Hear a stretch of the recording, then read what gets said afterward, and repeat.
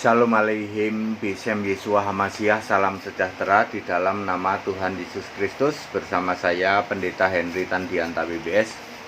Kali ini akan membahas sebuah temanya begini: langit dan bumi baru, apa dan bagaimana ya? Bumi baru, apa dan bagaimana?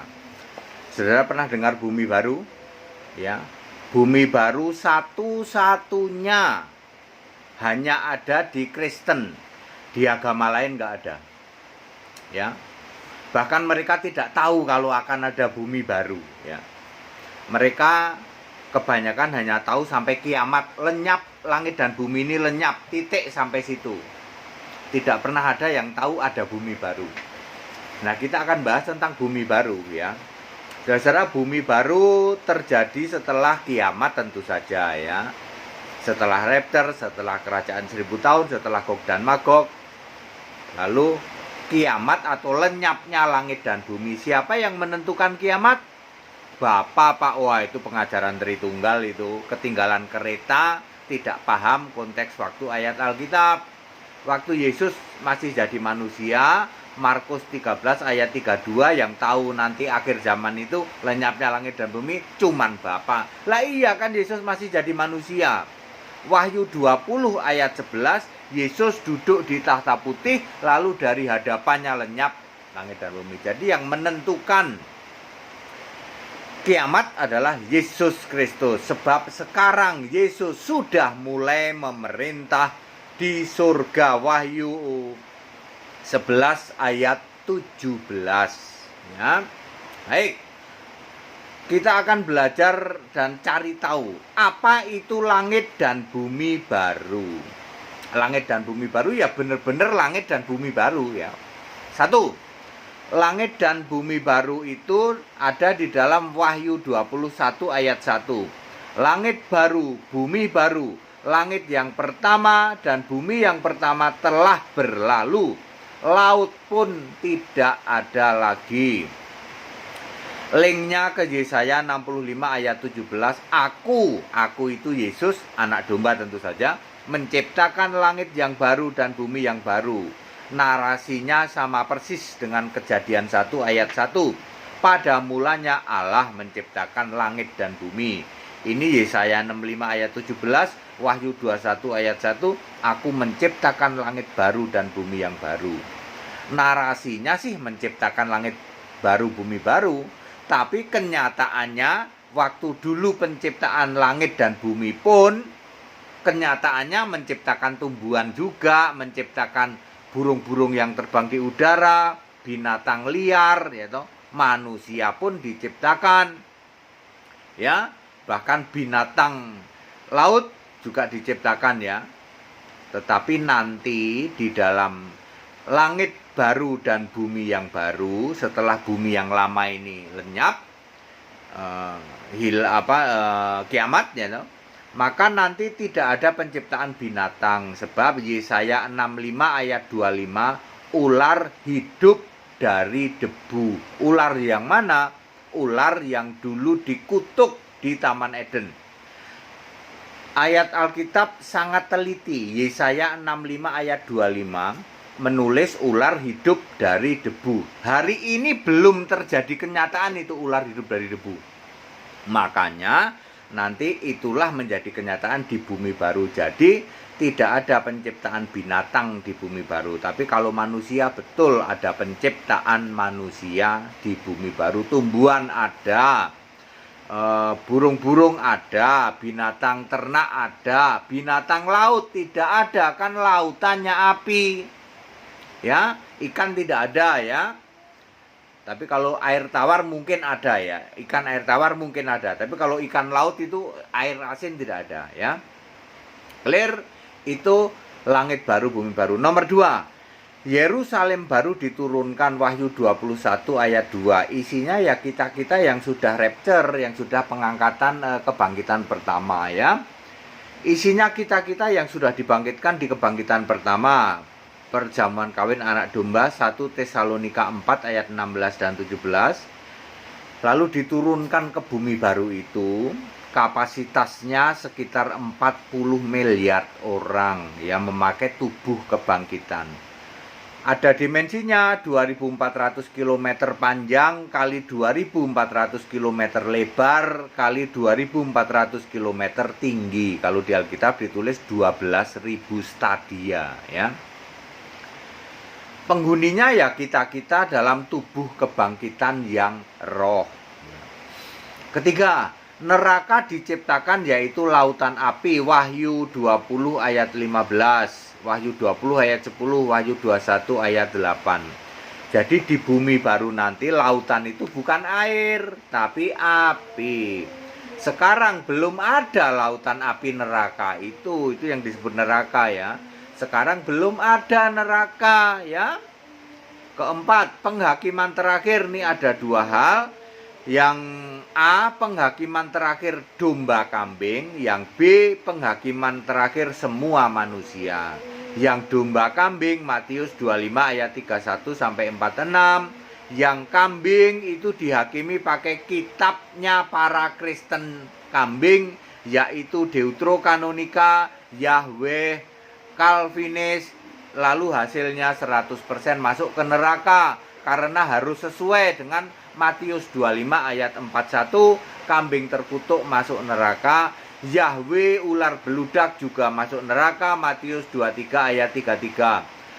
Anda penyembah Yahweh, Anda penyembah Bapa, nanti Anda dihakimi saat penghakiman domba kambing, penghakiman terakhir ya. Anda akan dihakimi pakai kitabmu masing-masing. Orang Protestan dihakimi pakai Calvinis ya. Orang Yahweh dihakimi pakai kitab saksi Yahweh. Orang yang pakai Deuterokanonika dihakimi pakai Deuterokanonika. Semua hasilnya ke neraka ya. Lalu kelompok domba tidak dihakimi, hanya dilihat di dalam kitab kehidupan 100% masuk surga karena harus klop sesuai dengan Matius 25 ayat 34, diberi mahkota lalu masuk ke surga. Penghakiman jenis yang B adalah penghakiman untuk semua orang ya. Semua orang ya, di luar Kristen akan dihakimi menurut kitab mereka masing-masing berdasar apa yang tertulis. Tidak ada timbang-timbang agama, tidak ada pelipat gandaan, tidak ada timbang-timbang pahala, tidak ada pelipat gandaan pahala. Sorry ya, tadi saya salah sebut timbang-timbang agama, yang benar timbang-timbang pahala tidak ada, pelipat gandaan pahala tidak ada. Anda dihakimi menurut apa yang tertulis dalam kitabmu, hasilnya semua ke lautan api. Jadi yang masuk surga hanya Kristen domba. Sebelum surga diturunkan dalam bentuk Yerusalem baru, sudah ada orang Kristen yang bangkit pada kebangkitan pertama ya. Jumlahnya nanti sekitar total yang masuk surga itu kurang lebih 40 miliar. Nah, sekarang kita akan bahas surga Yerusalem baru. Di surga Yerusalem baru tidak ada matahari, Wahyu 21 ayat 23. Tidak ada bait suci, ya, tidak ada bait suci untuk penyembahan ya, tidak ada gereja lah ya. Nggak ada bangunan gereja, itu nggak ada ya. Tapi langsung menyembah kepada Allah, Tuhan yang Maha Kuasa, Anak Domba, yaitu Yesus Kristus. Nanti waktu kita di surga, Yesus Kristus sudah tidak dipakai lagi. Ya, apalagi Yahweh, apalagi Bapa udah nggak ada ya. Yesus saja tidak dipakai lagi nama Yesus. Nanti kita akan menyebut apa? Allah, Tuhan yang Maha Kuasa, Anak Domba, Alfa Omega. Wahyu 21 ayat 22, Wahyu 21 ayat 6. Kita dalam bentuk tubuh kebangkitan. Kebanyakan dari kita adalah sebagai penyembah-penyembah ya, beribadah kepada Anak Domba, Allah, Tuhan yang Maha Kuasa. Lalu yang poin nomor 6, kita juga punya tugas terhadap yang di luar bumi ya. Sebagai penghuni surga Yerusalem baru, yang paling ngetop, paling terbesar adalah sebagai raja. Raja selama-lamanya, artinya raja di Yerusalem baru. Kita juga memimpin jemaat-jemaat di Yerusalem baru per kelompok-kelompok ya. ya. Wahyu 22 ayat 5, memerintah di Yerusalem baru, ada kata-kata selama-lamanya, berarti ada di dalam Yerusalem baru. Juga ada yang ditunjuk jadi dokter surga, menyembuhkan orang sakit keluar ke masyarakat di luar Yerusalem baru, mengobati dengan daun dari pohon kehidupan. Kita boleh keluar masuk Yerusalem baru, tetapi yang dari luar nggak akan bisa, ya. Kemudian ada juga yang ditunjuk sebagai kolektor, mengumpulkan persembahan raja-raja di bumi, ya. Wahyu 21 ayat 24 dan 26, ya. Itu di dalam penduduk di luar surga ada binatang, ya. Serigala dan domba makan rumput, singa makan jerami, ular makan debu. Yesaya 65 ayat 25. Lalu pasti ada pertanyaan, kalau ada yang mati gimana Pak? Yang percaya anak domba langsung masuk ke Yerusalem baru. Tidak lagi transit di Firdaus sudah nggak ada. Yang tidak percaya anak domba langsung aja dilempar ke lautan api, kan nerakanya udah ada di situ, ya. Tidak ada lagi Firdaus, tidak ada lagi alam maut, ya. Nama Yesus tidak dipakai lagi di surga nanti di surga nanti. Tapi kalau sekarang kita harus nyembah Yesus, karena Yesus berkata, aku Yesus, Wahyu 2 ayat 16. Tapi nanti setelah kita di Yerusalem baru, kita tidak lagi menyembah kepada Yesus, tapi yang kita sembah adalah Allah, Tuhan yang Maha Kuasa, Anak Domba, Alfa Omega. Wahyu 21 ayat 22, Wahyu 21 ayat 6. Apakah Anda bingung dan pusing? Banyak nanya, ikut aja dialognya, ya. Setiap Selasa sama Kamis, ya.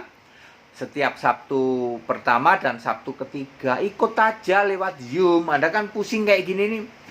Tapi ini semua ayat Alkitab, Anda nggak akan bisa bantah, ya. Disetel ulang, ya, diulang lagi biar Anda semua ngerti. Oh, Yerusalem baru tuh kayak dicatat, ya. Dicatat, kalau nggak paham ya nanya, ikut sekolah Alkitab, ya, biayanya tidak mahal, ya. Kan sekolah yang sekolah bisa untuk sekeluarga, biasanya yang sekolah bapaknya atau anaknya. Anaknya kan lumayan tidak gaptek toh sama teknologi. Anaknya yang ikut nanti disir ke bapaknya, ibunya, adiknya. Jadi satu rumah akhirnya ikut sekolah Alkitab semua, ya. Satu rumah diselamatkan, ya. Kalau kamu diselamatkan, seisi rumahmu diselamatkan. Itu apa? Stakol. Stakol itu menggenapi ayat Alkitab. Kalau kamu diselamatkan, seluruh rumahmu diselamatkan. Satu ikut stakol, diselamatkan, mengenal kekristenan dengan benar, Alkitabiah, ya seluruh rumah selamat. Bapaknya, ibunya, anaknya, adiknya, mantunya, ya, share aja. Tinggal nge-share kok, ya. Yang ikut satu serumah dapat semua. Yes. Itu yang disebut menggenapi apa? Satu yang diselamatkan, seisi rumah selamat. Anda yang masih bingung tentang bumi baru, ya sudah dengerin aja, diulang-ulang, catat, pelan-pelan catat, ini semua ayat Alkitab. Yang bingung ya nanya aja atau ikut dalam dialog-dialog kami. Segala hormat kemuliaan untuk Yesus Allah yang benar, Allah segala masa, sebelum segala abad, sekarang sampai selama-lamanya. Haleluya, amin.